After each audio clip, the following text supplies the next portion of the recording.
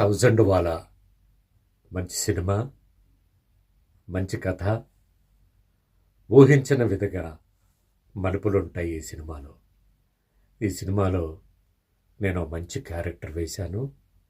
నాతో పాటు హీరో సుమన్ గారు కూడా చాలా అద్భుతమైన క్యారెక్టర్ వేశారు. ఈ సినిమాకి అంతకుముందు 10 రూపీస్ అని సినిమా తీసిన డైరెక్టరే అఫ్జల్ చాలా బాగా డైరెక్షన్ చేశాడు. ఇతనికి మంచి భవిష్యత్తు ఉంటుంది. నేను ఇప్పుడే ట్రైలర్ కూడా చూశాను, చాలా బాగుంది.